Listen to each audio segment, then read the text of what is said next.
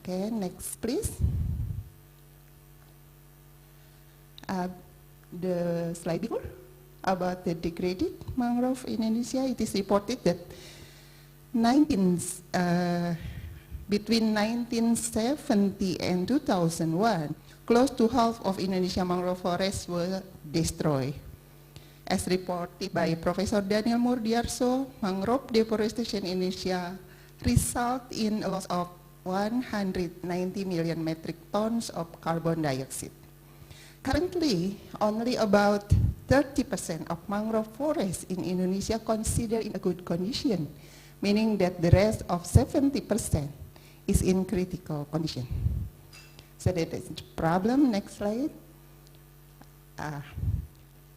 There are two unique characteristics of mangrove area, which is very much related with stakeholder authority on managing this land. The first one is mangrove confluence of the sea and land in transition. The second one, mangrove stand at estuary commonly or in downstream area. It is very much dependent on the activity along the watershed in the upstream sectors. So mangrove, because located at this kind of unique position, their management fall under different government authorities. Next, please. Our research on mangrove governance in Indonesia in 2015 identified some legal law of mangrove management. We found that the legal and institutional framework for mangrove management in Indonesia is characterized by government fragmented authority.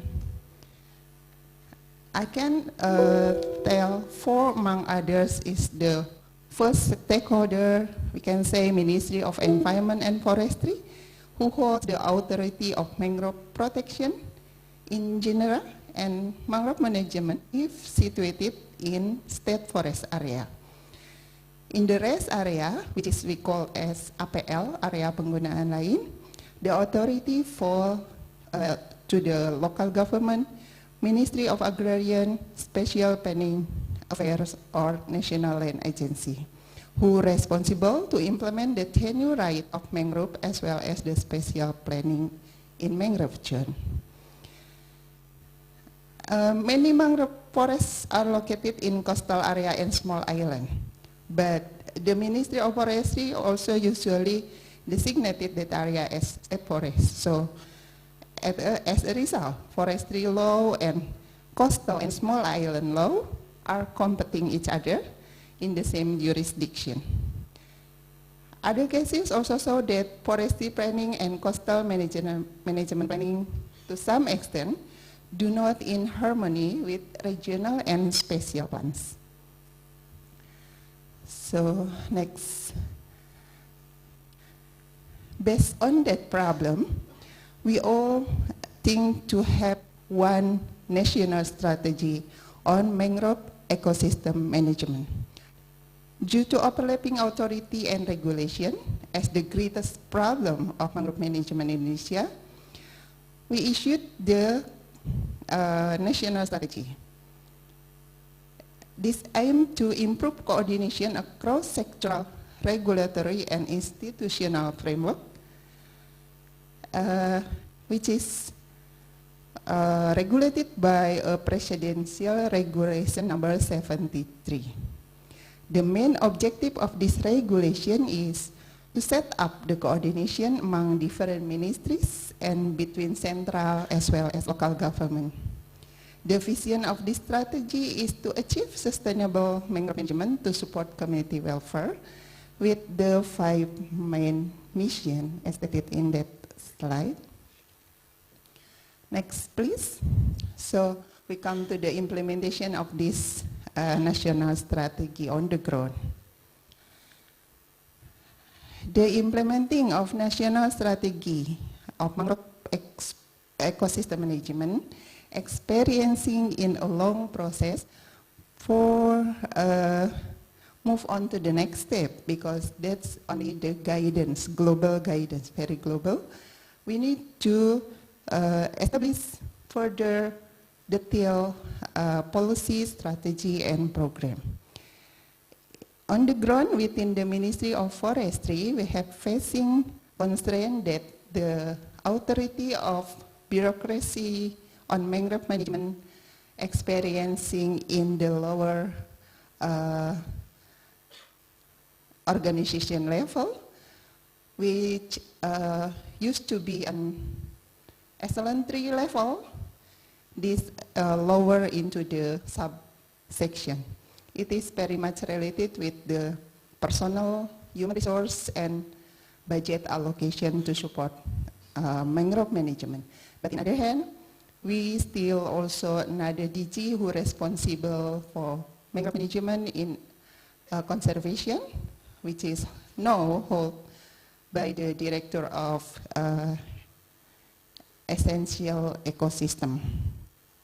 But the focal point of the Mangrove National Strategy is still remain in the DG of Watershed Management.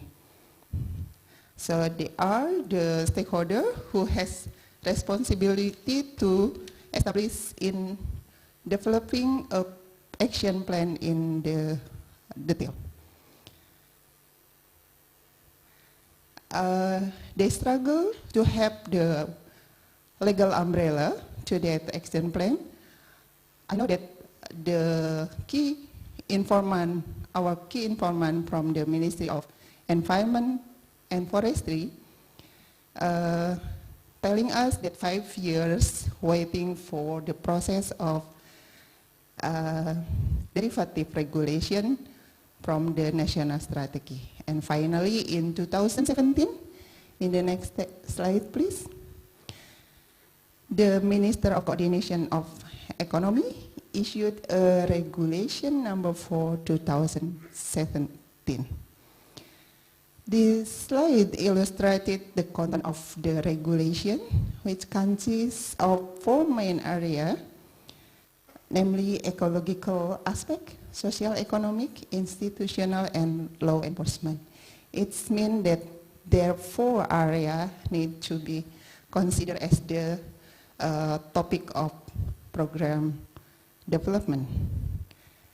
This ministerial regulation also set a target of mangrove restoration that in 2045 should be achieved 3.49 million hectares should be rehabilitated.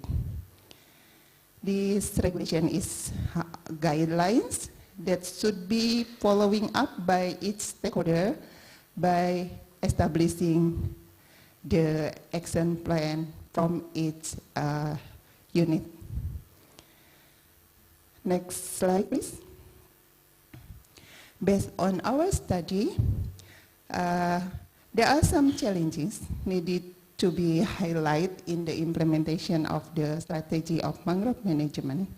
Although coordination is important, there has been little change in the current legal and policy framework that strongly support government-managed mangrove protection as the primary policy approach.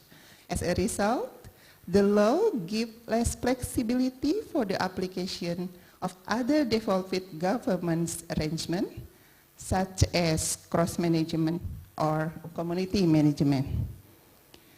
There is a need for a better understanding of whether and how to engage local communities, especially those that live in and around mangrove, in support of conservation and rehabilitation.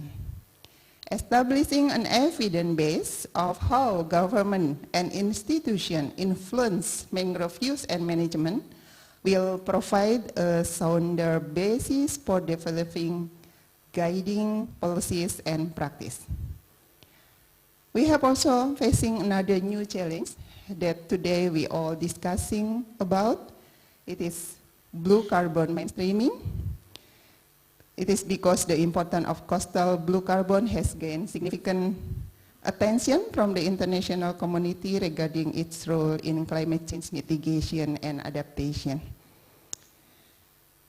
Ministry of Forestry has a long struggling with the climate change issue, and we have now the DG of climate change, but we can say that it is related to green carbon. But no, we should also consider the blue carbon. We can discuss further what is the main border, which one is green carbon and which one is blue carbon, because mangrove is characterized in the transition, so it can call green or blue carbon actually. Okay, to conclude my presentation, let's move to the next slide. Support for the implementation of the national strategy for mangrove ecosystem management is needed. This should include a careful assessment of the constraint to its implementation and opportunities for strengthening cross-sectoral collaboration in mangrove management. Authority of mangrove ecosystem management in the state forest area under the Ministry of Environment and Forestry jurisdiction, and the rest area of mangrove under the jurisdiction of the different ministry based on their functions, such as Ministry of Marine Affairs and Fisheries, can be under the Ministry of Tourism, etc. We need also to think that law and regulation of mangrove ecosystem management need to be coordinated.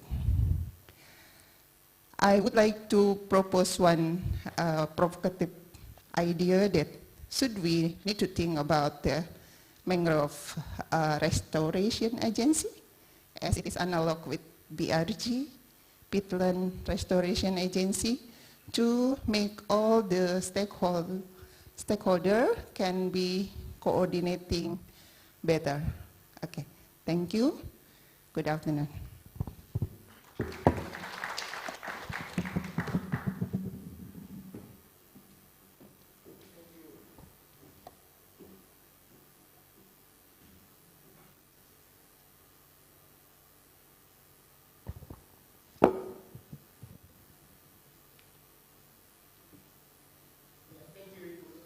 For the presentation, and the second speaker is Benjamin Brown from Charles Darwin University.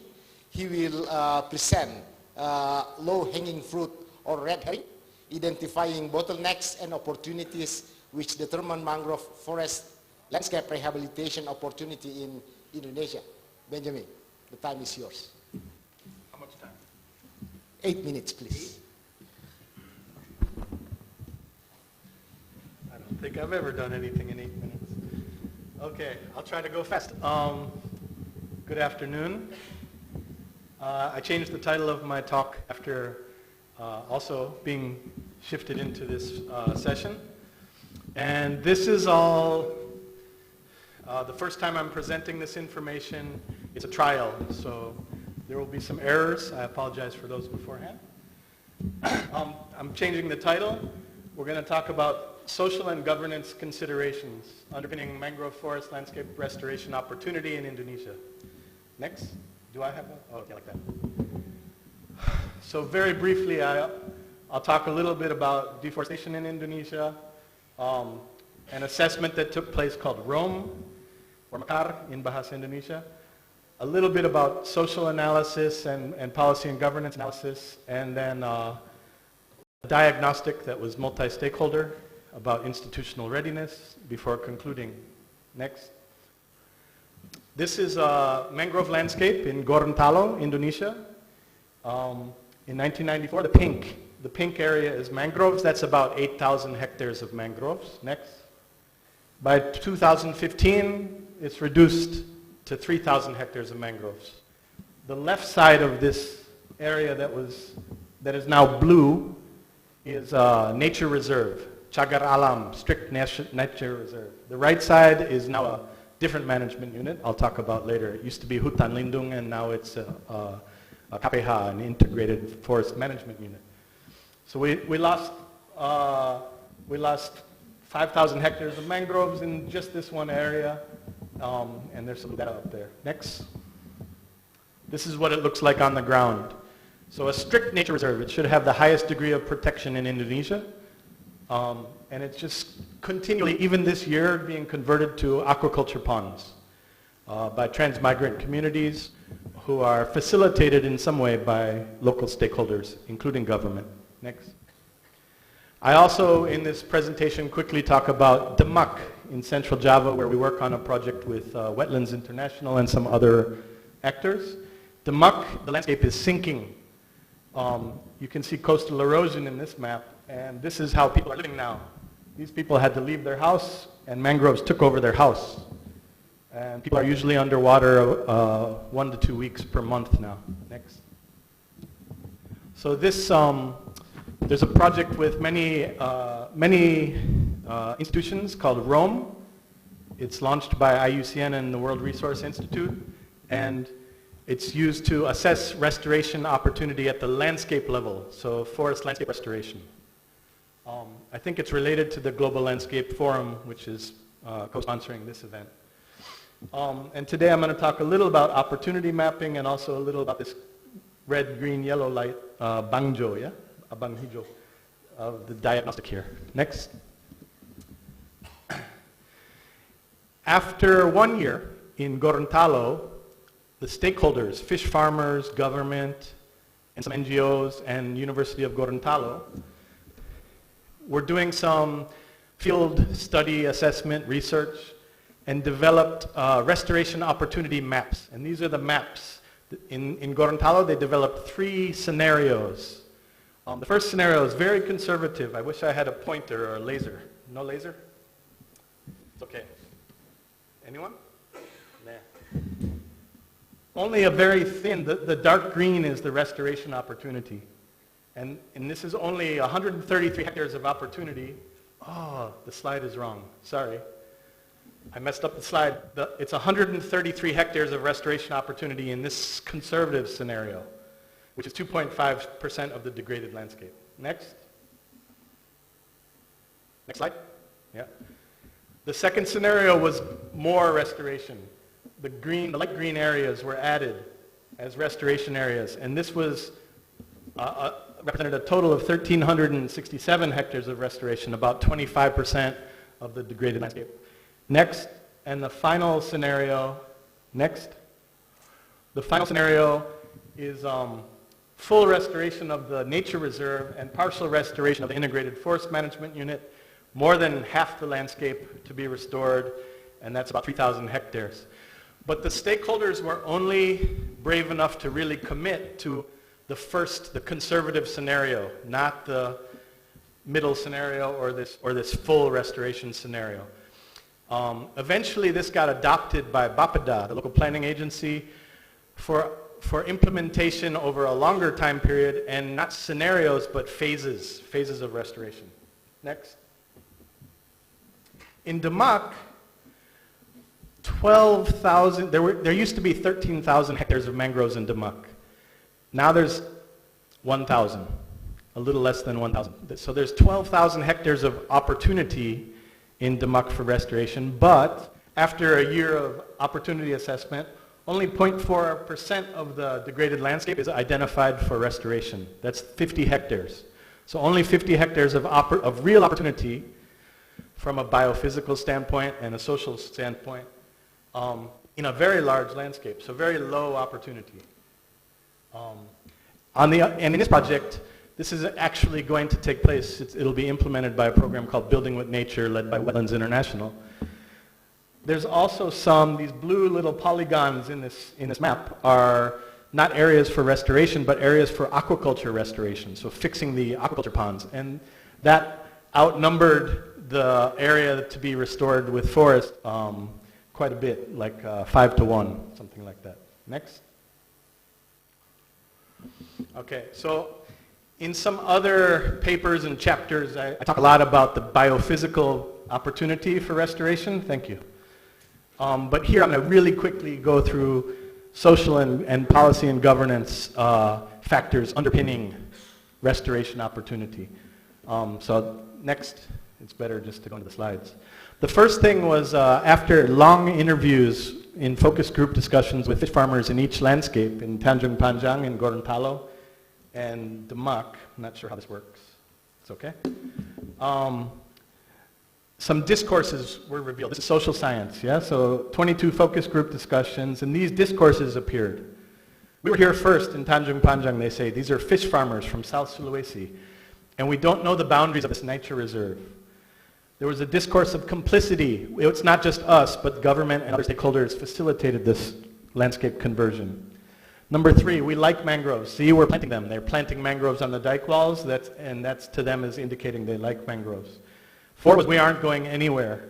We're willing to spill blood to keep our livelihood here.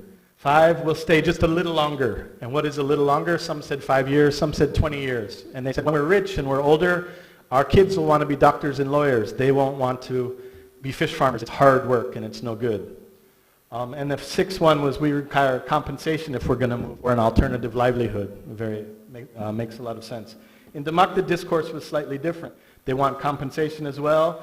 They said if the mangroves start growing again in Demak, they will cut some of them down to make more ponds and just have a coastal green belt, which is the level of protection they feel they need. But Demak is a sinking landscape, and it needs a lot more than just a green belt. And there's some other discourses. I won't have time to talk too much about these. Next. Some of the social science tools we use, one is historical timeline to understand key policies and management events and governance transitions in the landscape. So this is a multi-stakeholder meeting where we develop a timeline. Next. Now why did I put this here? Okay, I'm going to talk about governance transitions really quick. In Java, in the landscape in Java, after doing this timeline in Demak as well, we see, I wish there was a laser. The area outlined in pink on the left versus the area outlined in green on the right are 2 different management or governance regimes. The area on the left is now an industrial zone, and the area on the right is private agriculture. Neither of them have a forestry mandate. They don't have to put mangroves in. There is a national law, a presidential regulation on a greenbelt recommendation, but nothing toothy, no policy that's very strong. So that's important in this landscape. Next. We next mapped out the governance transitions taking place in each landscape. In Gorontalo, Tanjung Panjang, it used to, a long time ago, it was public commons, and it changed to a strict nature reserve and then a protected forest. And the protected forest has transitioned to an integrated forest management unit. But the strict nature reserve, they don't know what to do because it's not realistic to keep it in mangroves. But they're afraid to degrade the status of this area, to degrade it into something else. That was an important lesson from this. In Demak, it was public commons and then changed to agrarian use, and that is transitioning now. And the final transition here is there's also two different governance regimes. One is a private group, that industrial zone, and the other is private individual where the farmers own rice fields and aquaculture ponds. Next. I'm not going to talk about this right. Well, I will briefly. Van Oosten and some colleagues, one is Petrus, who people know here from Tropenbos, is identified 3 governance regimes for managing landscape restoration. The first one is very strict, top-down. The second one is got room for multi-stakeholder dialogue, and the third one is innovative. Maybe it's a partnership with business. Maybe like that industrial zone if industry really came on board and decided to restore mangroves, for instance. Next. So I certainly won't have time to go through this table, but we, after breaking these down into their governance units, the top left is, in green is that nature reserve, and then it's the integrated forest management unit, and then the 2 Javanese landscapes are below that are not forest management areas. And we just looked at them in terms of who's the management authority, what's the tenure like, what mode of landscape governance are they in, et cetera, et cetera. Do people have the rights to restore the area, and do people have the rights to benefit from the restoration of that area? I'm going to have to skip this slide for now, but I can. It'll be in a paper soon. And so a couple weeks ago, I tried to organized this a little bit and came up with this diagram. This really needs a laser. But there's two axes. The x-axis is about governance flexibility, and the y-axis is tenurial security. The integrated forest management unit in Gorontalo was a public commons and transited, and then it transitioned again to district protected forest, and finally it's the integrated forest management unit. And it has a higher degree of flexibility as we've gone through time, and also security of land tenure, because there's multiple use in that landscape. So that later we're going to say there's more opportunity, restoration opportunity in a management area where there's flexibility, room for adaptation. And the other landscapes are moving in different ways. Some are becoming less flexible, but maybe staying at the same level of security, and some are becoming both insecure and inflexible, like the strict nature reserve, where the fish farmers will have to leave. There's no ifs, ands, or buts.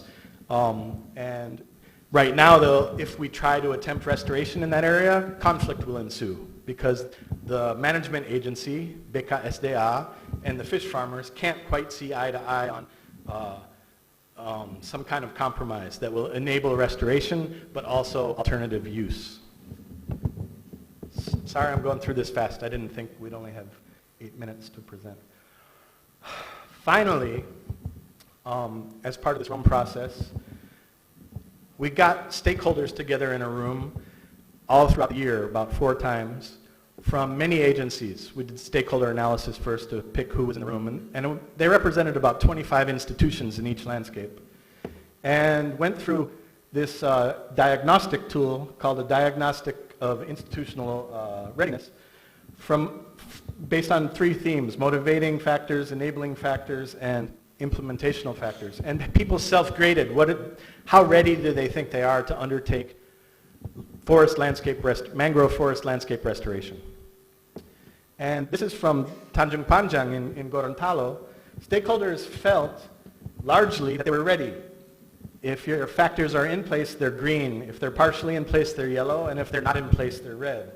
And the multi-stakeholder group only identified the need for financial incentive and alternate livelihoods to move people out of the landscape as the factor that's not in place yet, but felt that everything else was in place.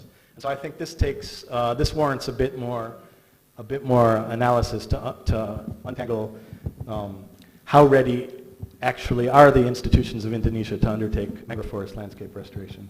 Next. This is my concluding slide. So the main findings from some of this analysis is that management flexibility is quite important for restoration opportunity.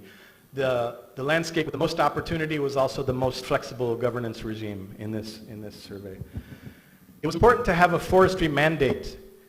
The 2 landscapes or sub-landscapes in Sulawesi are both forest management areas, and the 2 sub-landscapes in Demak are not gazetted as forest management areas. So forestry is sort of an extra thing that would be nice to have in there, but there's barely any law or regulation. It's all devolved to the local, right now to the provincial level. And there's very little national guidance, especially for mangrove, like how much mangrove should be in a landscape and mangrove restoration, etc. There's only that presidential kind of loose regulation that there should be a functional green belt of about 100 meters or maybe 200 meters, but very and unenforceable for the large part. And tenurial security is quite a big issue too. People are, of course, much more interested in restoration if they have a stake, if they're allowed to restore first, but also to benefit from the restoration. Kind of obvious. There's some gaps that came up through this analysis too, that there's a real serious need to develop alternative livelihoods if you're going to have people switch from fish farming to some other kind of land. If we're going to do restoration, what are the fish farmers going to do? They also want to be compensated, so not just alternative livelihoods, but compensation as well. Some people in government fought back at that a little and said that these people illegally converted a landscape and they should share in the repair of that landscape. And that can be followed up upon. There's a fear of leakage. into other systems. I know Anissa, who's going to present later in this session, works in Barao, East Kalimantan, and a lot of the fish farmers from here in Tanjung Panjang and also the Mahakam Delta are running into her landscape, and yeah, so you can't effectively restore and get blue carbon money in Tanjung Panjang if people are then being forced out and going to Barao to convert ponds there, convert mangroves there. And finally, time period's an issue. If people are going to leave a landscape that they're illegally occupying, do they have to do it tomorrow? Do they get a year? Do they get 5 years? Do they get 20 years? So some negotiation still needed. Okay, I probably ran over time a little bit. I apologize. Next. Yeah, hold on. Thanks for your time and attention.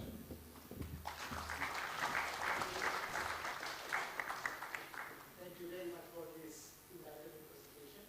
Our first speaker is Yusran Masa, and he will present Blue Forest Foundation. He comes from Blue Forest Foundation, and the topic is Blue Carbon Coastal Communities, opportunities for collaborative locally led mangrove and fisheries company in Indonesia.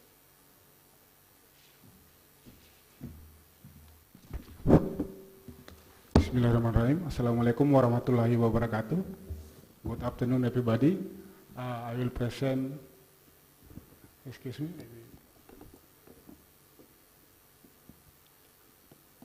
I will present our working together with Blue Venture and Blue Forest,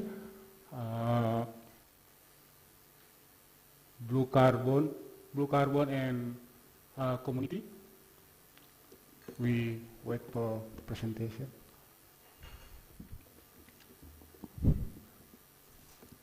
I make presentation in English, and maybe I will present in Bahasa.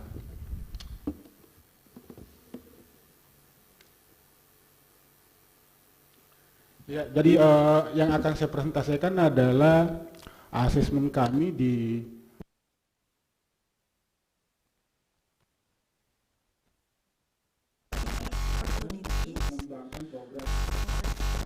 how we can develop the blue carbon and also risk assessment that I think very closely related to the forest management community. What we do, we did this assessment in 4 locations, in Rebak 9, in the National Park Rebak 9, and also in Sumbawa, in Saleh Bay, and also in Kendari, in Tumohai National Park, and one more in Indragiri Hilir in Riau Island.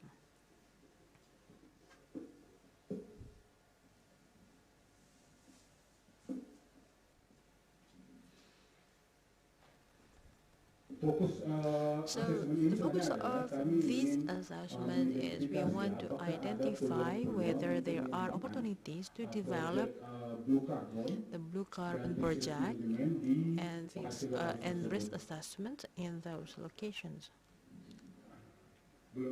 Okay, so we haven't got the presentation yet.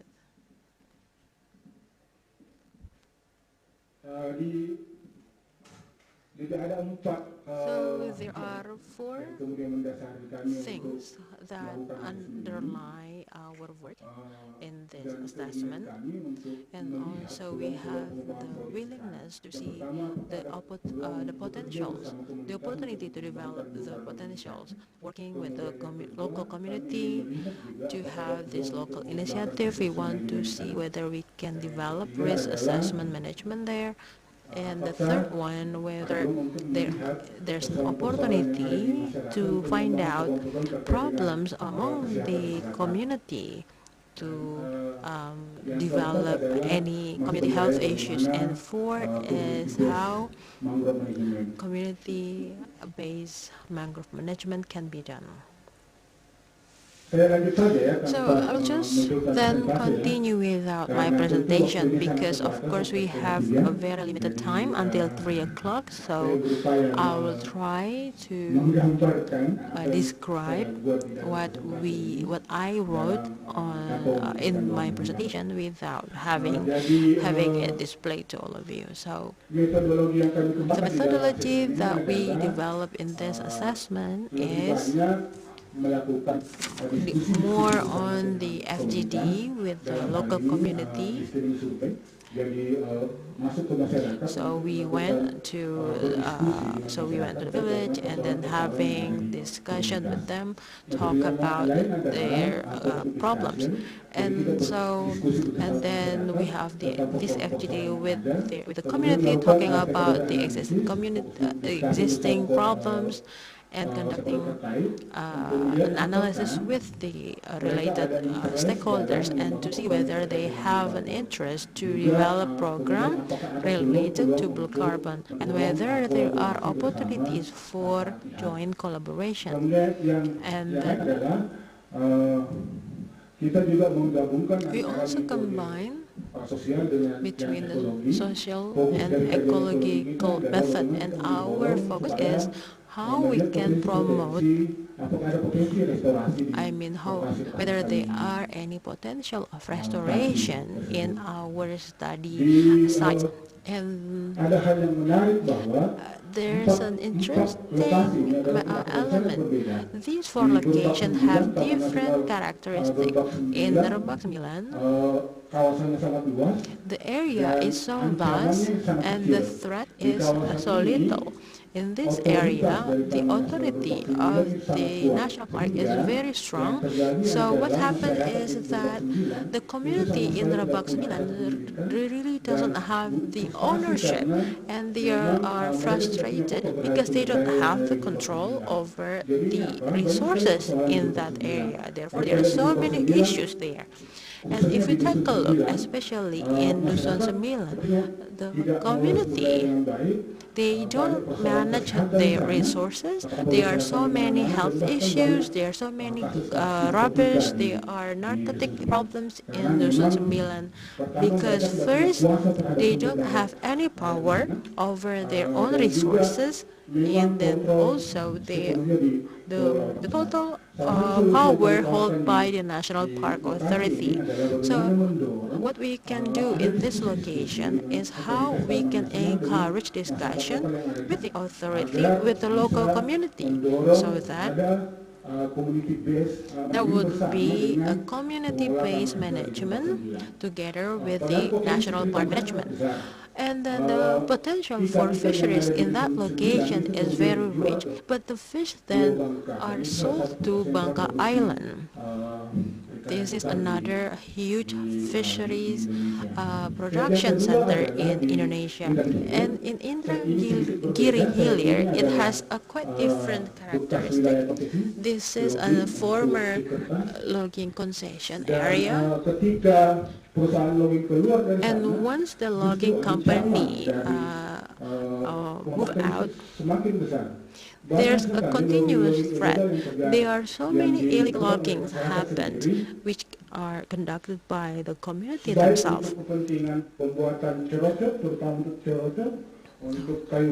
Whether they use it for burning wood or to have or to produce charcoals. But first, there is no clear boundaries. There is no status whether that is designated as an industrial area. Therefore, there are so many illegal logging activities, and there's a social issue emerged in this location as well, where there are so many community loan to many the status of this area as a production area, how we can encourage a social forestry established in this area.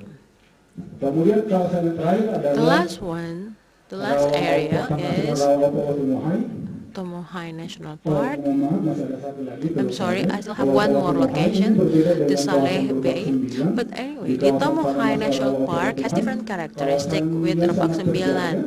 The area is well preserved, both it is located one that is located in the downstream and the upstream location. The problem lies in the buffer zone. All the mangrove areas were converted into a fish pond.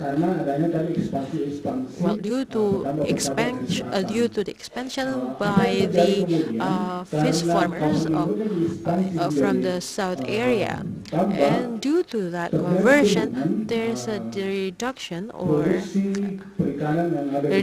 of fishery production in that area since 2000. For example, there is a fish company.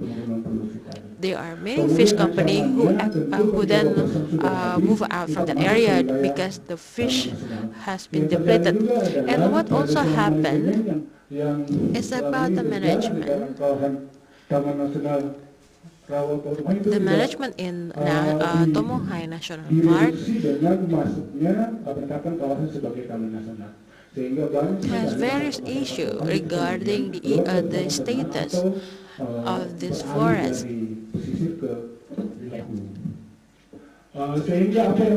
So another important point, what we have to do in this area is how we ensure that there is a sustainable management in the buffer zone, how we can encourage the landscape between the fish pond and the mangrove areas can be balanced and preventing any degradation of resources in that area. The last slide is our work in Sumbawa area, which is quite different with other three locations. The mangrove areas only covering 8,000 hectares. 6,000 has been converted as fish pond and only 2,000 hectares left. What we have is the opportunity to develop a fishery production. There are many health issues, illegal fishing issues, and due to those activities, there is a significant reduction to fishery production. So what happens when we have depleted the fish? The community can who no longer able to continue their livelihood, they shift to another area and trying to open to clear the forest area. And these are the summaries of what we found on the ground, and the problem, of course, very much different from one location to another. But the thing is, we found a link between the destruction of mangrove area and the fish production. And second, the tenurial problem is a crucial problem that must be addressed when we try to develop programs that related to blue carbon project or climate change mitigation related project, because this issue really affect the livelihood of the local communities. And of course, when we try to develop a blue carbon among the community, we have to be able to make the incentive related to their livelihood, their health, can be integrated with the programs linked to blue carbon. Otherwise, it would affect on their lives. How can they govern the coastal areas? I think it would be better if I can display pictures to represent our findings. But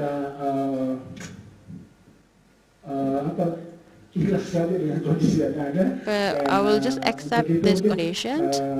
And so I think this is what I can present in this occasion. Maybe you can read it in our full paper later on that the committee will distribute it to all of you. Thank you.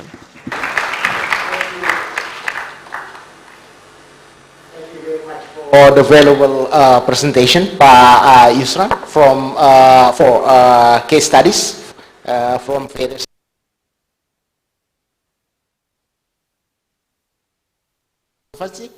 She will talk about subnational model of mangrove sustainable management toward sustainability of coastal blue carbon ecosystem initiative from Berau district, East Kalimantan. 8 minutes, please. Thank you. Thank you very much, Mr. Chairman. While we are waiting for the presentation, I would like to first say that this our work in Berau is really a collaborative work. So I'm here as a representative for our partners and also our local partners there in Berau and East Kalimantan. So yeah, the slide. Okay, thank you very much. So next slide, please. Okay, first is I want to talk a little bit about TNC Indonesia. This is our working site, and the red cycle is the Berau area or East Kalimantan, and this is the important area in our working site because in East Kalimantan we have two different programs, which is marine program and also terrestrial program. Next slide, please. Next slide. Okay. Why East Kalimantan? Because we saw that East Kalimantan is very important province with 8.5 million hectares of forest and strong commitment from the government to protect their natural resources. And then they have experienced on the RIDD plus in the implementation of subnational level, and in the mangrove. Related to mangrove ecosystem, the East Kalimantan is places as fourth province in Indonesia with the highest coverage of mangroves. So this is very important, and also in East Kalimantan, as Brand Brown just said, that they have a very high threats for the mangrove area. This is the data that we have. And the deforestation of mangrove is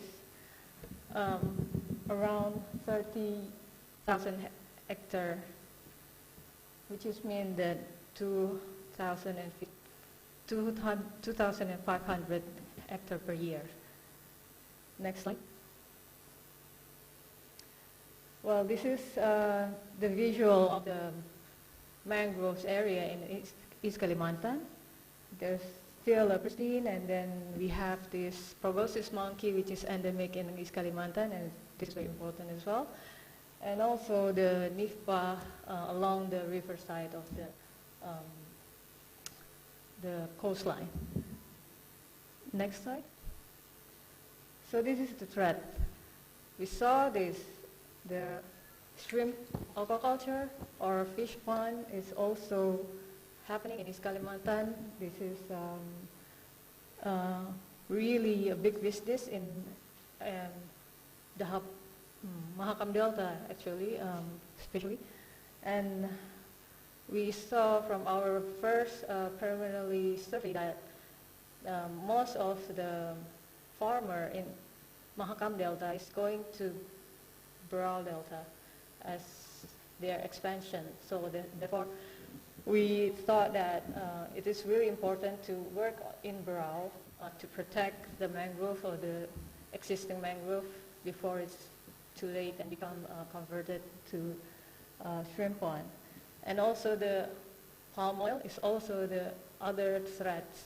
And if we saw this, that the practice for the palm oil, they are also taking out the roots and dig also the soil to be converted to the palm oil. Next slide.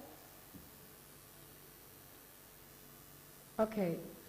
So the initiative in the district level, we are quite lucky that our colleagues in terrestrial unit have already built some kind of framework of the landscape management in BRAW, which is called BRAW Forest Carbon Program, that focusing in these 6 goals, which is spatial planning, emission reduction, community livelihood, high-value ecosystem diversity and watershed, also improvement in institutional capacity building, and also dissemination as lesson learned. This goal is really the key of our framework to support the forest management, which also included the mangrove forest here.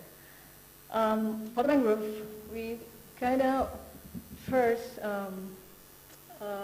put together or gather together the stakeholders, and we overlap the mangrove distribution in Brau district with the spatial planning, and we saw this, that the spatial planning is already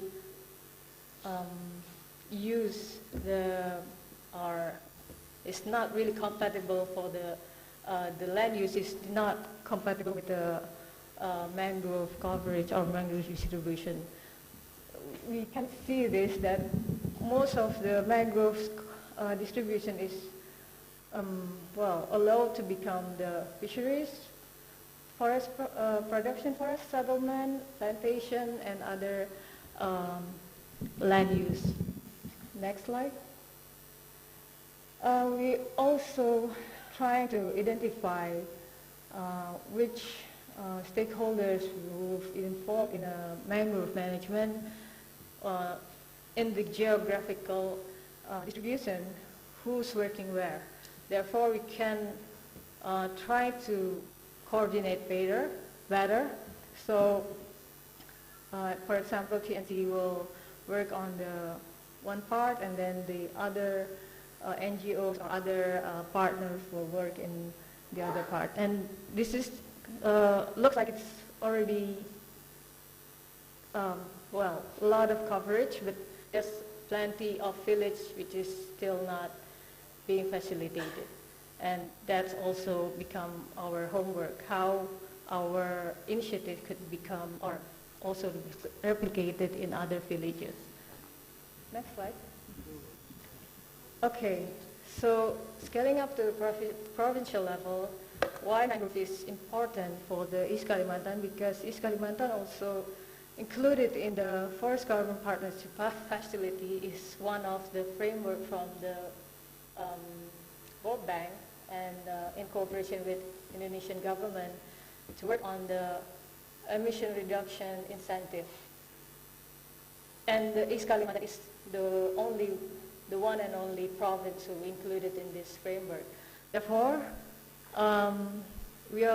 our colleague has estimated that the emissions that is produced by the mangrove soil, maximum prediction is 28% for all the emission in the East Kalimantan. Therefore, the mangrove is really important. This is the emission that produced by the degradation of land conversion in the East Kalimantan during 2004 and 2015. Next slide. Therefore, and provincial level, they are also building some kind of framework that allows the model of the best practice, like the BFCP that happen or being conducted in Berau, become one example or one prototype that could also replicate it in another district, another area, which is quite important, because the BFCP is jurisdictional, it's like the district, and hopefully this district jurisdiction, and if the model is work, it could be replicated, or there's a roadmap that could be used by other provinces. Next slide. Okay, so we find this from this work and exercise that the landscape design is really a crucial part for mangrove ecosystem because as you see the special planning is really not included the mangroves distribution in its consideration. Therefore, we are always struggling to hinder or to avoid other land use or if there is a permit to use the mangroves area as other land use. And also jurisdiction is one thing that we found quite effective because this is to ensure the leadership who is going to lead all the process because gathering all the stakeholders in one place is not really easy without any leadership from in this particular cases, this is the government, which is the provincial level and then the district government. And also mainstream like I said, in the special planning is really important. And also the collaborative management is one thing that we are trying to promote here, working together also with the community. And the community is really keen to this scheme that we are trying to develop because we kind of put the community in the front line and they're the one that will protect or use the mangrove system in sustainable way. And that strong support is really, we found that there's, because of the high awareness that already been in Brau, because we already working in Brau since 2000, early 2000, and this is one result that we have. Next slide. Next slide, please. Okay, this is the end. So I think from this diagram, we saw that we try to kind of build or develop some kind of model in the district level like BSTP, and we also initiate some district law to protect the mangroves. And then hopefully this become a model, one kind of model in the provincial level, which could be included in GBC and the FCPF. And we kind of hope that this approach could also become some kind of input for the national level framework, so which consider the jurisdiction and also the sector, because there's a lot of sectors involved in mangrove management. Therefore, we kind of have to balance the jurisdiction and also the sectors. And how, so that the national level framework can also being replicated again and trickle down to other provincial level framework in Indonesia, other than East Kalimantan perhaps. So my discussion is we could find some way. Is it possible to combining jurisdiction approach and sectoral approach in this mangrove management, and also national development plan for mangrove management and also national spatial planning is really important to include the mangroves distribution, so they could become high value biodiversity or ecosystem that could not be converted. Increase awareness, I think this is really important, and perhaps we could also use stick carrot approach, which is might helpful. And the last thing is how to collaborate, because we need to collaborate. Our homework right now is to collaborate also with the private sector, which is we want to perhaps going to that direction. Next slide. Okay, this is the parties that working together in Brau. You see that this is really a collaborative work, and we're still missing the private sectors here, and then hopefully we could involve them in the near future. Next slide. Thank you very much.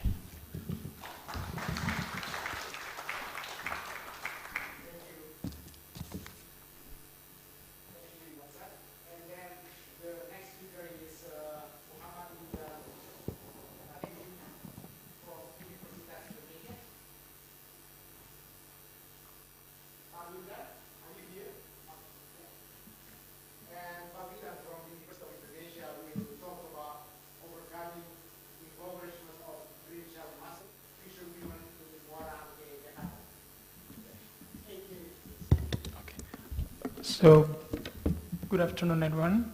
My name is Muhammad Wildan Teddy Bintang Prakosohas. People usually call me Teddy, and I'm still in the bachelor degree in law in Faculty of Law at University of Indonesia. So I need to apologize if my study is not that comprehensive as you guys did. So this is my study. I'm going to talk about the center of this study is about the people that is in Muara Angke, Jakarta, particularly in North Jakarta. Next, yeah. So what happens in the society in the North Jakarta, particularly in Muara Angke? There's this program called Jakarta Bay Reclamation Project. This project has been initiated since 2005, and it will be and it is an ongoing process until 2020 and 25. And the aim of this project is mainly about economics. Meanwhile, as we know, the area of the Muara Angke itself, it is consisted of two different parts. The first part is about the lavish buildings, shopping center, and also the extravagant lifestyle that you can find there. And another side is about the poor and slum fishers that produces fish and also green shell mussel that I'm going to talk about here. So in this study, I'm going to spot the difference between these two entities that happen in the same area because they live in a very close area. And what happens with this reclamation project, what happens with this issue is actually this Reclamation Bay project, it is initiated within the Rencana Pembangunan Jangka Panjang Nasional. And what is happening here, it is actually something wrong because we can sense the law and the policy making here, there's something wrong with the law and policy making here. And the subject of my study is about fisherwomen. Because why did I pick fisherwomen? Because as we know, I'm a feminist. As we know that in our law about the protection and also empowerment of the fishermen, that is actually the translation, not fishers. The law itself, it is called fishermen, not fisherwomen. But as we know that the fishers are not only men but also women. In this term only, we already can see the discrimination that happens to the women. And the reclamation itself, it will take over the more than 5,100 hectares sea, and they will create it into land. Next. All right, so these are the research questions. The first one is, what are the effects of Jakarta Bay Reclamation Project towards green shell mussel fisherwomen? And second, how to overcome the issue. Next. So these are the causes of impoverishment of green shell mussel fisherwomen in Jakarta. The first one is Jakarta Bay Reclamation Project that affects the well-being of green shell mussel, and law and policy that lack of gender perspective and are not on the side of the poor. As I said that, in this study, I will talk about two law and regulations that actually talk about the protection of our fishermen. The first one is Law Number 7, year 2016, and also the Ministerial Decree Number 16, year 2016. Next. And the second issue is, and the first issue, lack of gender-aware law and policy. The analysis that I use here is feminist policy analysis by Amy Gail Mazur towards the Law Number 7, year 2016 about protection and empowerment of fishers.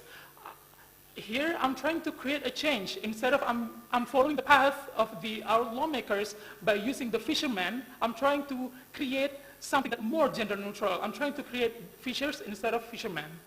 These are the 5 indicators that Mazuri used within this analysis. So Mazuri is trying to talk about whether or not a policy and law is has gender perspective. These 5 indicators actually indicate, these indicators are indicating whether or not this law has the perspective of gender.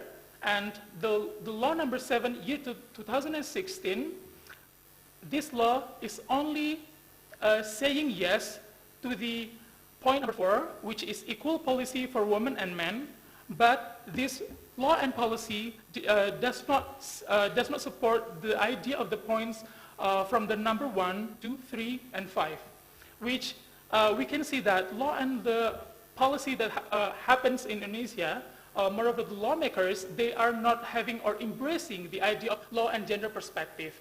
What we can see here is not about the human only. As this event, we're talking about blue carbon, and I'm trying to extend the theme into blue carbon economy. And while I'm talking about blue carbon economy, I'm talking about who are the subjects or who are the people who actually work there. And we cannot deny the entity of the woman that work inside this system, that work inside this link. Next. The second issue is the need of better strategies and management on the fisheries sector, particularly green shell mussel. As a recommendation, we can adapt the public sector strategies triangle by Professor Mark Moore from Harvard. The first one is legitimacy and support, and public value and operational capabilities.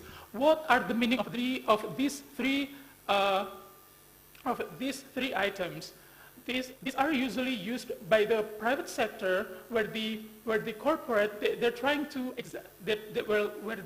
expand their businesses. Therefore, the government itself, they can adapt the idea how the corporate can work, so the public sector can earn as much as the private sector with such strategy. So this is actually a good strategy for government to expand or to create an economy or well-being of its society, to get more money from the businesses that they do. In this particular topic is about fisheries. Next. And the effects of the impoverishment. The first one is financially. And as we can see that before the Reclamation Bay project started on 2015, massively started on 2015, these fishers, they need to spend 11 million in order to create a green shell mussel pond in the center of the sea. And then they need to travel from their house into the center of the sea, of course with the fuel and the food that they need to eat. And as we can see, instead of benefiting from this activity of economics, they are suffering from the financial loss. Per month, they need to suffer for more than 810,000 rupiahs per month. Instead of benefiting, they are suffering from loss. And the second is in domestic area. What is the problem that we have in our law and policy regulation is we only define fishers as someone who extracts the fish from the center of the sea. But this regulation denies that there are a lot of fishers. They work to split the fish or do the processing in their houses. So these regulations are not trying to embrace all the definitions of the fisheries itself. And within this domestic area, from socio and culture, women are not perceived as someone who earns money within the household. So this domestic area is actually holding back what women can do, and they are not getting the rights they deserve. And this actually has the connection with the ministerial decree number 16, year 2016, which actually this ministerial decree, it talks about insurance. Within this ministerial decree, this ministerial decree denies the existence of fisherwomen because they only acknowledge the fishers who actually extract the fish from the center of the sea. And the third is the access to basic rights. If the distinguished guests here would like to see how they live each day, they are suffering from their basic rights. Basically, they are not having the proper households, proper house, and also they are not having the access to clean water. And the last is child labor. As you can see in this picture, it is actually self-explanatory. Next. The solutions towards the impoverishment of fisherwomen is two. The first one is create and enforce legal framework and policy that support fisherwomen, and better management for fishery sector through, but not limited to, securing the well-being and business of fisherwomen and the unprivileged. As we can see that law and policy making in Indonesia, it is made by our legislation, but most of the time they are not on the side of the poor and unprivileged. And we need to urge them to have a broad perspective that it's not only the rich or the businessmen who actually do the business, there are unprivileged people who actually do the business. So let's embrace these actors so they are not left behind. Next. Thank you, that's all.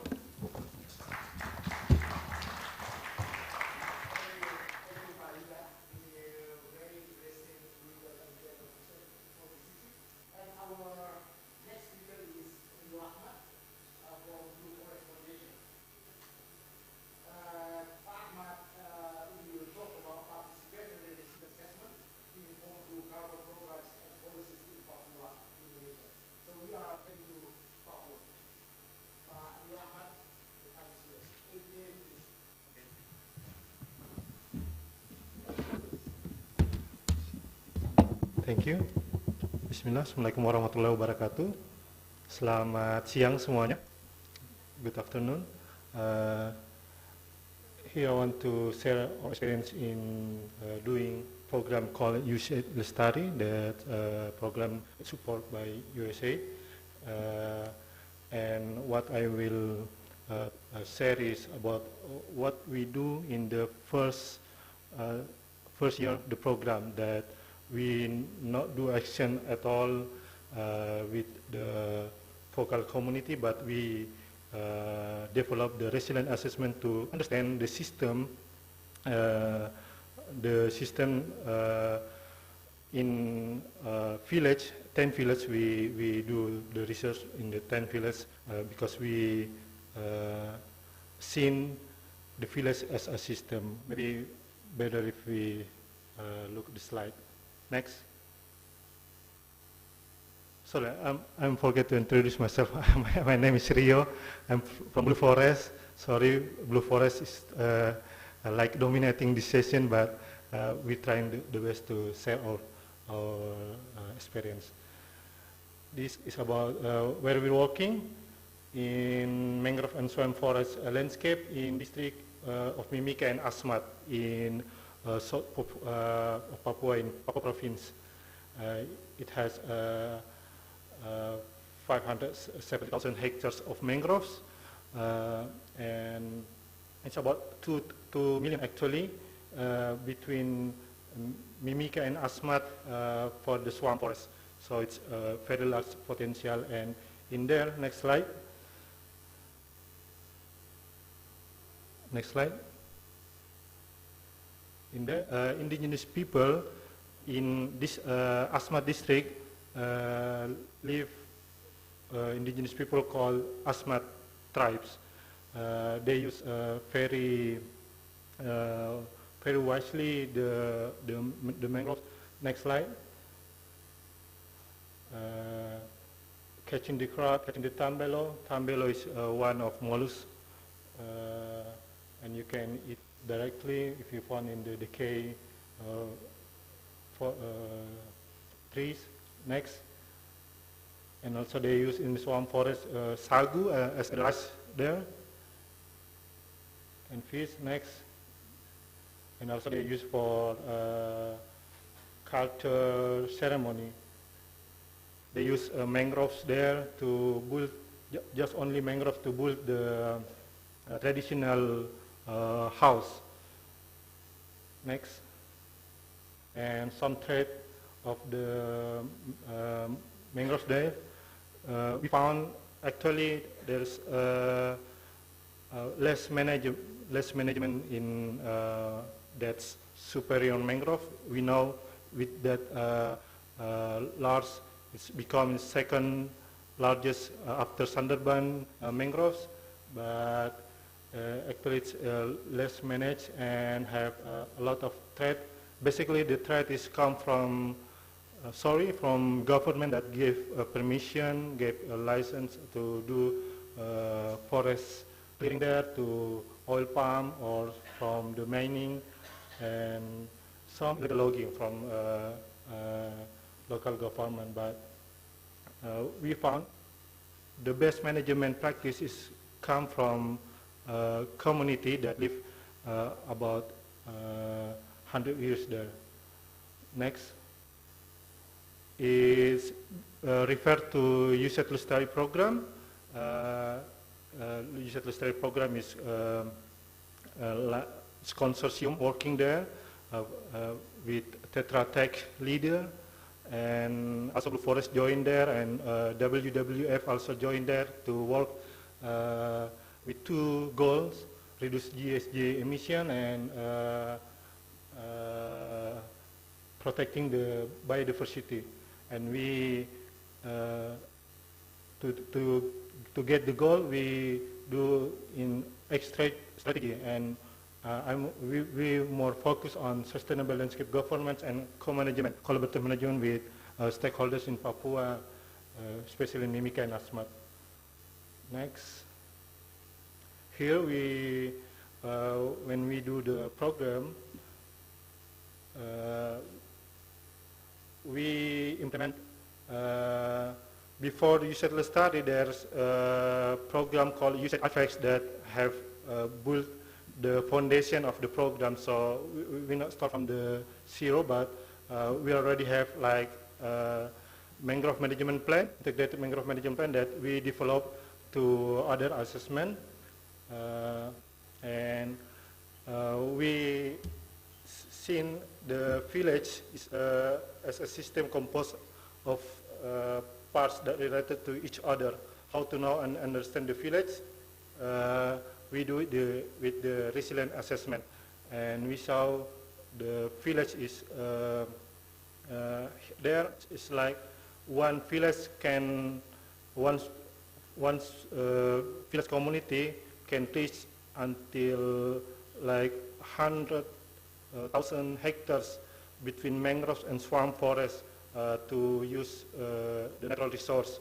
So from there we must know how related community to manage their natural resource. Here we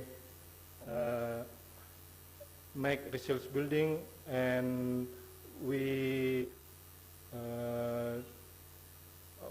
want to know what happened in the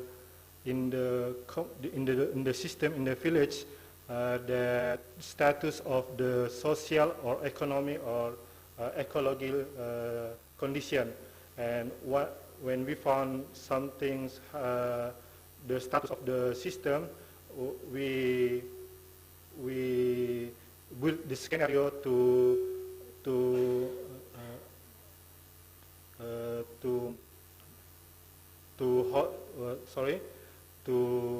doing the program. Next, please. I will explain about our methodology that come from Resilient Alliance theory, that we want to select a focal system, that we choose village. We do it in 10 villages there and develop timelines, and as you see, we want to identify also threshold from the system. We want to see the threshold from social system, ecological system, and economical system. So we want to know what happened in the system, and analyze cycle of damage is if in Papua dominance the system is still conservative. So when we know it's conservative, what we gonna do. In some area, like in Sulawesi or Java, maybe the system is already changed, not conservation anymore. It's already changed, and maybe it's need another scenario to build, to make some program there. So it's depend on the condition on the status of the area. And we describe the system regime, including attractors, what pull the system there. Is it the system from the outset or just the inside? And develop alternate scenario that we want to develop in program and develop the intervention. Please, next. And here is the curve system versus optimal state that Mr. Ben have made for resilient assessment. In the study program, we use theory of change and landscape approach. So we want to know from social, economic, ecology perspective how the status and how the value of the system.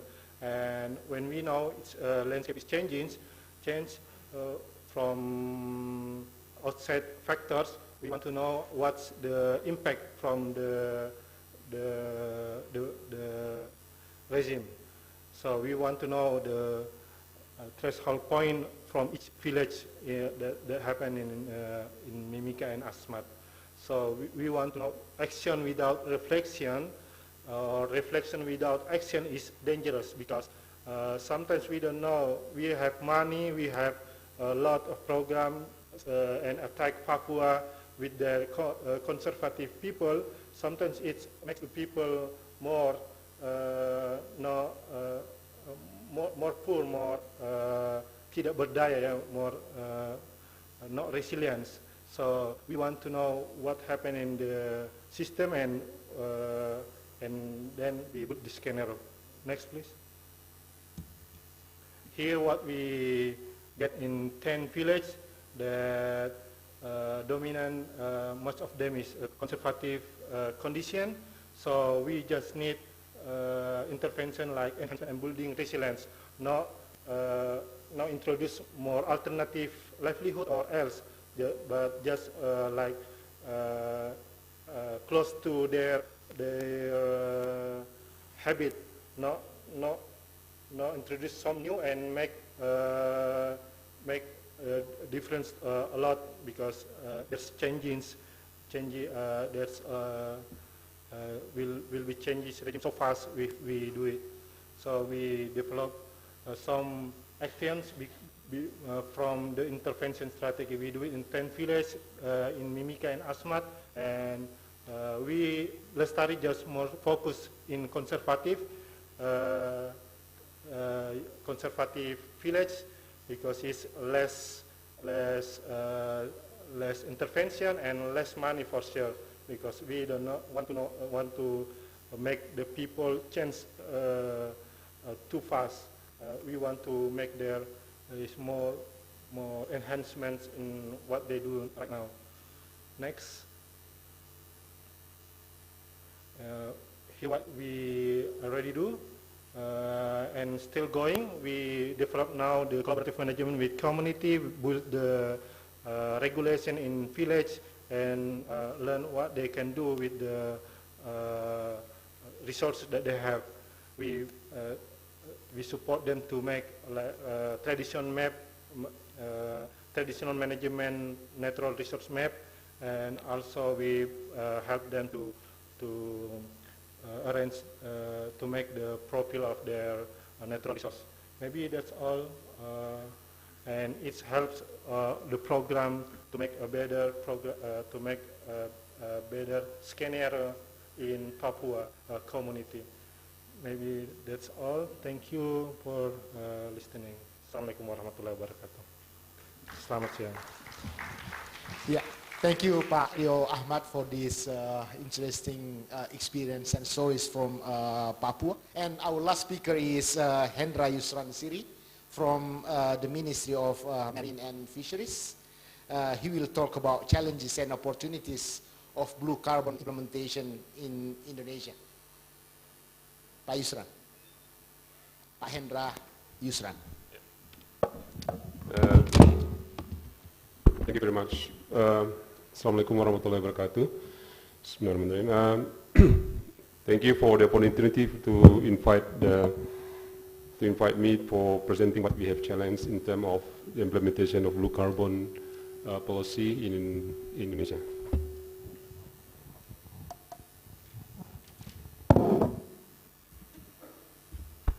Right. Next.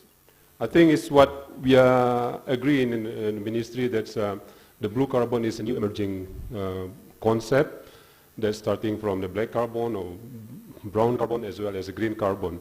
And we think is, next one. I think this is already mentioned by Pak Daniel this morning, that's really what we concern here below the canopy or below the ground, that's really enrich the sediments as well as also deposit that can be multiple carbon there.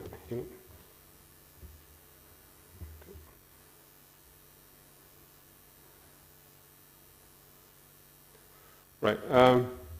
That's the good news here. That's there are almost 55% that's blue carbon can be potential. I think there will be the current study related for the blue carbon, how much that will be. And the blue carbon here also, what we are thinking in the ministry is coming from, can be traced back into the healthy ecosystem that mandated by the Manado Ocean Declaration that when we have conducted the World Ocean Conference at the time. But we are concerned here because the current status and conditions for the important we call the coastal wetland ecosystem is really, we need to do something for the status. And the bad news here, the loss is really high and then tends to be increased. And it can be like 4 times compared to the tropical forest. Next one. Yeah. And I think from the previous presenter, we can see that how the role of the coastal ecosystem can be the charismatic roles, especially for the environmental services and so on. And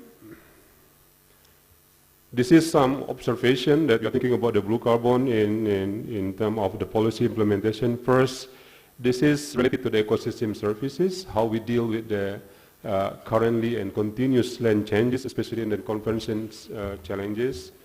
And the blue carbon itself, as I mentioned before, is consistent with the Manado Ocean Declaration and the World Ocean Conference, and then also we have Manado Communicate on coral reef, especially in the World Coral Reef Conference. At the times, we thinking about the associated ecosystem with the coral reef. And the blue carbon itself can be the new incentive policy. I'm sure that will be related. We have the financial scheme, but how we deal with the land changes, conversion and restorations. And how we deal also the intergovernmental transfer, especially for the verification and so on. And I think this is too early to link to the carbon trade, but I think we are under progress how to do it. And the main challenge here, how do we deal with the monitoring, reporting, and verification if we want to go for the carbon trade, and or we can quantify it or monitoring it, monitoring it. And I think what we are doing in the ministry, especially for the researchers that we are deal with the blue carbon, we have the research centers and the people from the Ministry of Forestry. We still going for the standardized methodology. Next one. And if we can, next one, next. If we can see in terms of the terminal, in terms of the international negotiation process, actually it can be related to what we can see this in the RDD, or reducing emission of deforestation degradation, for the land-based sectors. And then the blue carbon is concerned or discussed, especially like even this is like sinks or source in 2005. And then in 2009, there was a technical and scientific aspect of the IPCC that produced what we can see here, the coastal wetland ecosystem. And in 2015, the INDC Indonesia is mentioned in only 2 words in the National Determination contributions, even toward, I think this is a great start. And that's still challenging in terms of the internationally as well as national position. Next one. And if we can look back our track for mainstreaming the oceans, it was start right after the Manado World Ocean Conference. It was, we call in COP13, that produced the very monumental result we call the Bali Action Plan. And then by the time we try to mainstreaming, we have Pak Tony Wage here is one of the, there's saksi hidup for the Ocean Declaration. And then we continues even for the COP up to the process. You can see, but I don't want to go to the detail for that. Next one. And up to the Lima point. But there is one good, it was a good, next one. In the Durban process we have a very concerned and very intensive communication in terms of the research and systematic observation for the blue carbon. We're part of the delegation like that, but next one. We can summarize that we don't have any explicit express in terms of the blue carbon. I think everybody knows that. In the blue carbon negotiation text, we always use the coastal wetland ecosystem. I can see that this is like the terminology we can use for the simplify that what we mentioned about the coastal wetland ecosystem. And this is in South Africa. We have the produce like that. Even in last meeting in Substar Bonn last year, we have we call it progress because we can acknowledge as the whole the world. They acknowledge the work from the IPCC for the special report on ocean and catastrophic. Next one. This is what I mentioned before. This is the guidance for the wetland. And I think this is, if we want to continue for the blue carbon itself, we need to make it and then to see that. I think it's Pak Dani already expert and crafted what we have done so far for the blue carbon. And then we have, I think, in terms for the research, but we need to bring into the policy and then agreed outcome of the policy mentioned here. So this morning we saw that there is a fact sheet from the CIFOR produced how the comparison of the emission itself, but we discussed with them, the operating ministry, we need for something that agreed among the ministry, then there can be the national position for the mangrove and for the emission itself. Next one. This is more concern and more related for the IPCC guideline also that will be mentioned here in one chapter. Next one. You can see this in next one. In one chapter for the supplement. This is still supplement. This is chapter 4 in terms of coastal wetland. That's what we really concern for the international negotiation process where the blue carbon is started. Next one. And this is some guideline that I think in part of the negotiation process. I think the international community, we have Emily Pigeon here, and then also the people from the International Blue Carbon Alliance and from the Australia and so on. We produce this for the guidance. Next one. The challenge of, especially for Indonesia itself, as the rate of the loss of coastal wetland ecosystem is quite high. The question is now how we restore it and how we maintain it, especially, or even we can regain it. So in the ministry work together with some partner from EcoSafe Consortium. We are going together with the how to prevent the abrasion in Denmark, and we conduct the building with nature process. Next one. So we try to realign that, and then we try to improve the drainage, restore the hydrology, increase trapping and fine sediment, and flux sediment as well as combination measure. Next one. This is what we done so far in in Demak in some area, but we expanded. So in Demak, we just building about 5 kilometers, but around Indonesia, our ministry itself is conduct is more than 20 kilometers for protect our coastline. Next one.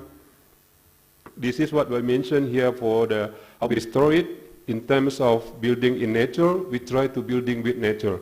So we try to not to against how the nature work, but to try to adopt it into our structures, how the structure looks like as a nature. Next one. And this is really a community involvement and community effort there. Next.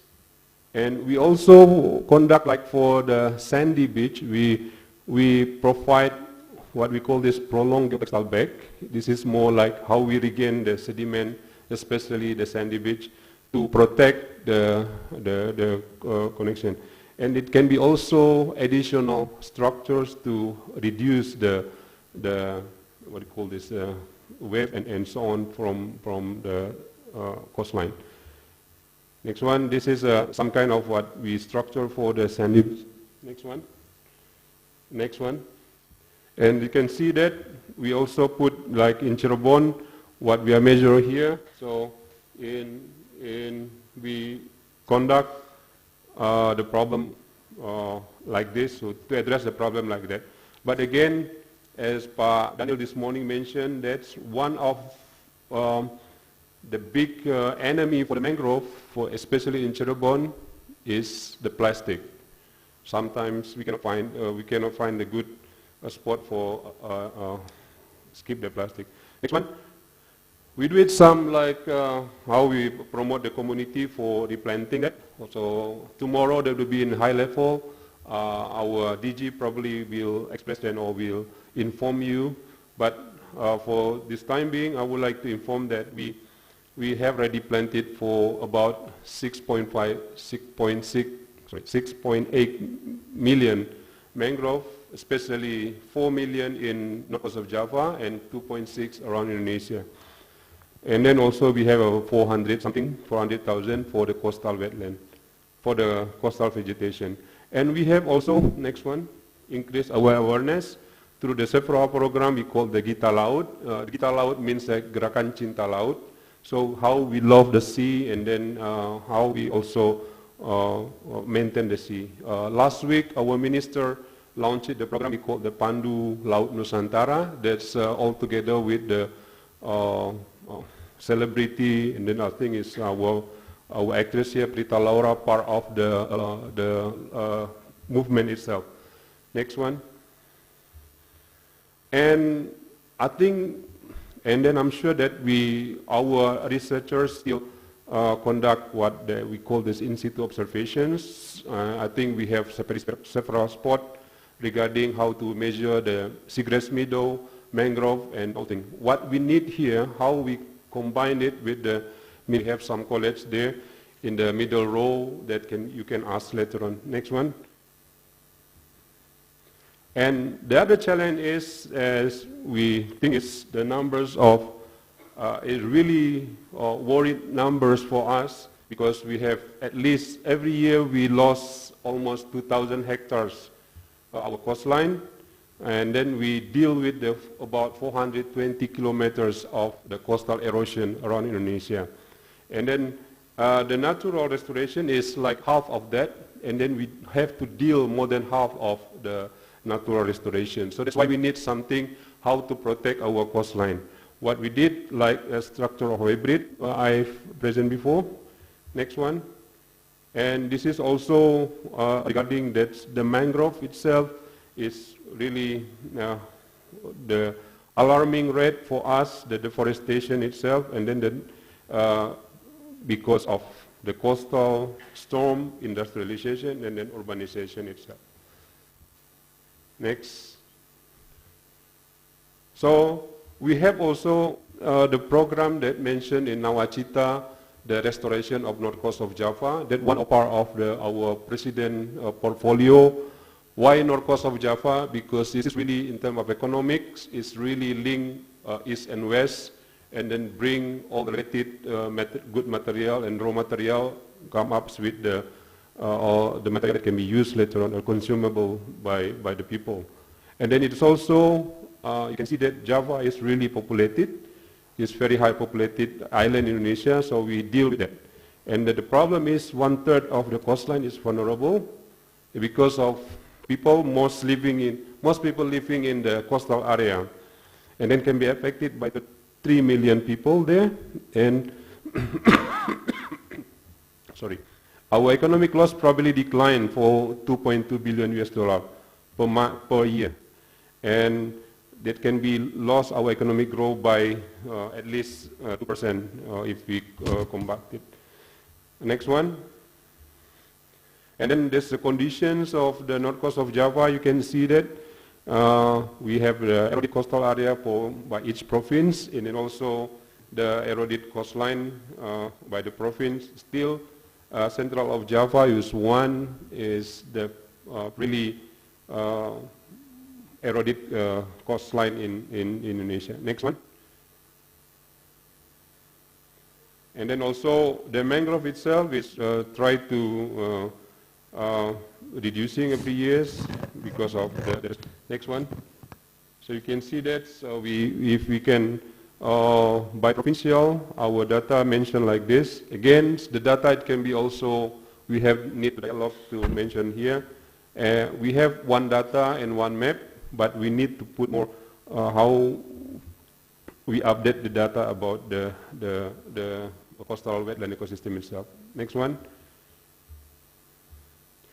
So in a nutshell, I think if we want to move the flow blue carbon and to avoid to address the challenge for the blue carbon implementation in Asia, I think we have come up with the 3 points. First, we need to strengthen coalitions, like Pak Rizal mentioned in the panel session. We need how to coalition, and we need to always to provoke and the need for the blue carbon, and then how we deal with the blue carbon itself. And then we need to framing it into the economic and revenue, what we did and we are doing right now, how to measurable the ecosystem itself, and then quantify that for what we can see the ecosystem services. So it's really can be the language that can be used for the policy making to make it this, yes, we need to protect that area.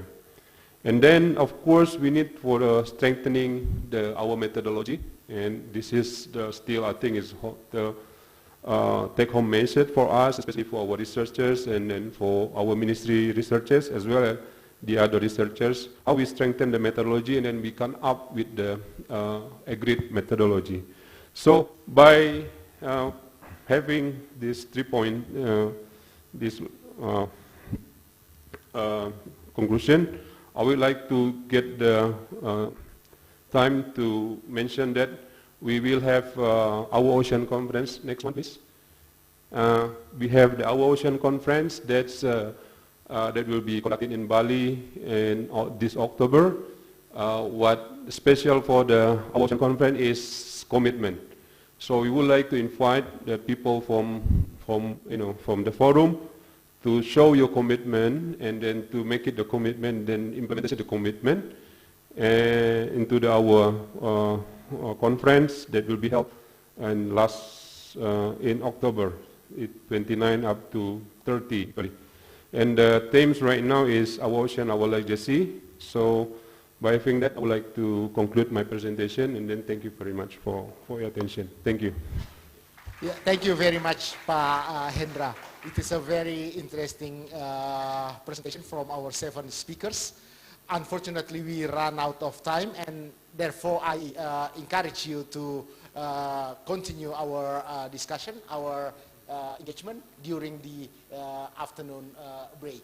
Because after this, you are going to move to the next session, which is the forum. Thank you to all of our 7 speakers and to all of you. Good afternoon. Assalamualaikum warahmatullahi wabarakatuh.